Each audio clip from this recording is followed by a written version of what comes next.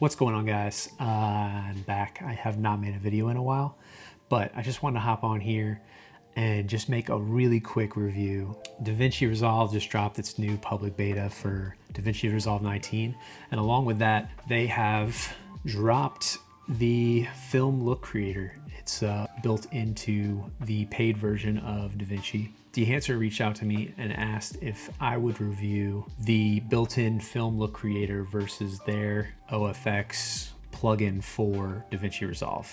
Just to specify, I'm working on DaVinci Resolve Public Beta 19 in Windows 11. Let's get into it. I have two separate clips here to which I've applied a basic look. It looks crazy, but it's just the CSTs and, you know, a little bit of balance. So I have these. I duplicated this clip. On one, I have DaVinci's Film Look Creator. On the other, I just have Dehancer.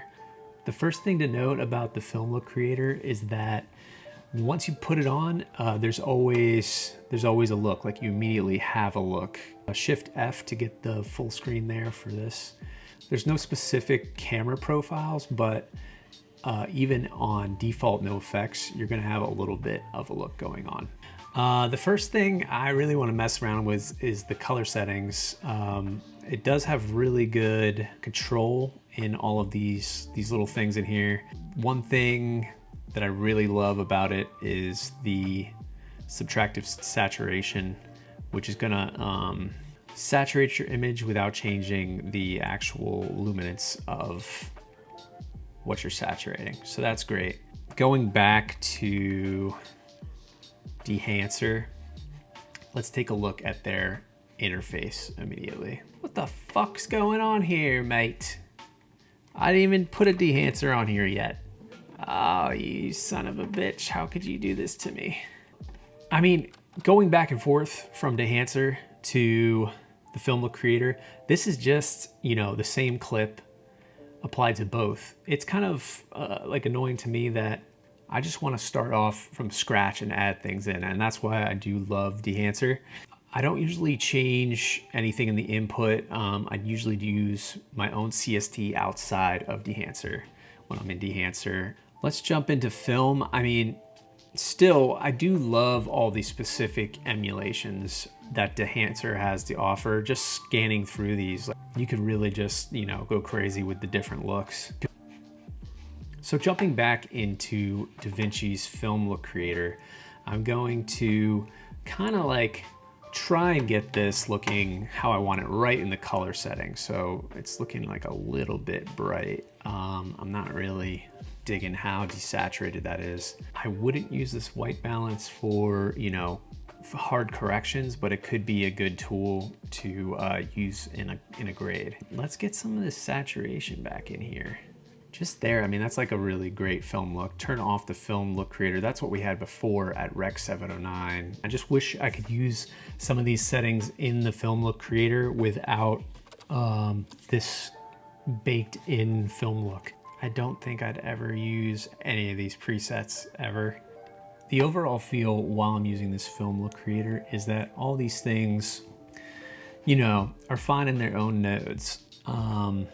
I feel like they're trying to be these plugin Ofx plugins for film emulation, kind of like Dehancer, without actually putting in film stocks. My color grading style, I prefer to have like a little more granular control. So I don't always use film grain inside Dehancer. Maybe that's something you want to add near the end of your grade.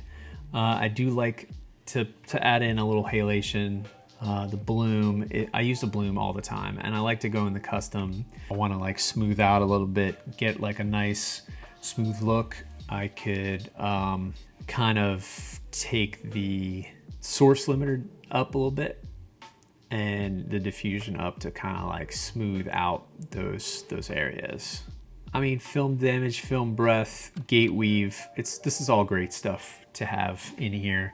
And DaVinci Resolve has added some of these things, some of these features like halation and bloom. I wish they had a little more granular control like Dehancer has, so that I could customize and get them where I want them. Film gates, I mean, you can see they have a lot of selection in here, but if you jump into Dehancer, this is much more customizable. I like the, you know, say I'm doing something simple. So you can kind of see we got some similar looking gates at least. So in Dehancer, what I really like is that you could jump in here, do the gate defocus, which is huge to me. There's like definitely a sweet spot, but I like that. I like the scale, which DaVinci does have, but exposure, stuff like that. A lot more customization if you do like these features, which I do for certain projects. The Dehancer does that a lot better. So, I mean, if you jump back into DaVinci and look at this, ratio, padding, and the padding is shrinking the entire image. So that's something to keep in mind. You can change the size of the square here at ratio, but again, very little customization compared to Dehancer in that way. So overall, to summarize, on this new DaVinci Resolve film look creator in the new public beta, DaVinci Resolve 19, I think there's like features that are going to be great, but overall it's not like super impressive right now. Dehancer's doing it a lot better. I do like some of these things within the color settings and the color science that's behind this. It affects the image really well. But again, it's all baked into this one, you know, drag and drop.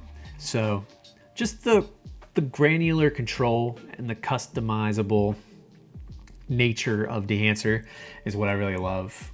A lot of times it takes a little while for me to figure out what I want to use in here and what I want to leave to DaVinci or leave to another program, or just do in a different node. But they make it easy for you to turn on and turn off all those features, which is huge to me. You know, if you're going to bake all these into one node, make everything be able to be turned on and off, and you know, make it customizable and a lot of small granular control.